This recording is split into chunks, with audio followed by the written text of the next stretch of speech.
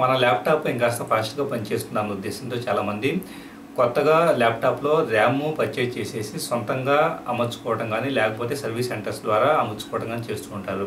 అంటే కొత్త ర్యామ్ కొనాలంటే కనుక 2000 నుంచి 3000 వరకు మనం ఒక 2 GB ర్యామ్కి ఇన్వెస్ట్ చేయాల్సి ఉంటుంది. ఓకే, బాగానే ఉంది. కానీ ర్యామ్ ఎందుకు పెంచుకోవాలనుకుంటున్నాం మనం?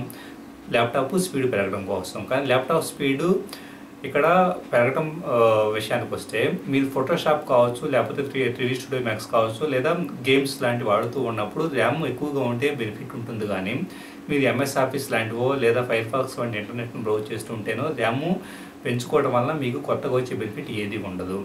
ఇక్కడ బెనిఫిట్ లేకపోగా ల్యాప్టాప్లో ర్యామ్ పెంచుకోవడం వల్ల మీ బ్యాటరీ అనేది లైఫ్ తగ్గిపోయే అవకాశం ఉంటుంది. అంటే ఇప్పుడు ఫర్ ఎగ్జాంపుల్ మీరు ర్యామ్ పెంచక ముందు ఆల్రెడీ 1 అవర్ మీకు బ్యాకప్ వస్తూ ఉంటే కనుక ర్యామ్ పెంచిన తర్వాత ఓన్లీ హాఫ్ అన్ అవర్ మాత్రమే బ్యాటరీ బ్యాకప్ వస్తుంది. అంటే ర్యామ్కి మనం అడిషనల్గా బ్యాటరీ పవర్ సప్లై ప్రొవైడ్ చేయాల్సి రావడం వల్ల ఇలా బ్యాటరీ బ్యాకప్ తగ్గుతుంది. అందుకనే బ్యాటరీ లైఫ్ ఎక్కువ రావాలనే ల్యాప్టాప్ మ్యానుఫ్యాక్చరర్స్ కొత్తగా ల్యాప్టాప్లను అమ్మేటప్పుడు 1 GB మ్యాక్సిమం 2 GB ర్యామ్ను మాత్రమే పెడుతూ ఉంటారు. కానీ అంతకంటే ఎక్కువ ర్యామ్ని వాడరు. కాబట్టి అనవసరంగా డబ్బులు వేస్ట్ చేసుకొని కొత్తగా ర్యామ్ కొని దానివల్ల అడ్వాంటేజ్ లేకపోగా బ్యాటరీ బ్యాకప్ తగ్గించుకోవద్దు. Thank you very much for watching this video. ఈ వీడియో కనుక మీకు నచ్చితే మీ ఫ్రెండ్స్ కూడా షేర్ చేయగలరు. ఇలాంటి మరిన్ని టెక్నికల్ వీడియోస్ కోసం computerra.co.in అనే వెబ్సైట్ని విజిట్ చేయగలరు.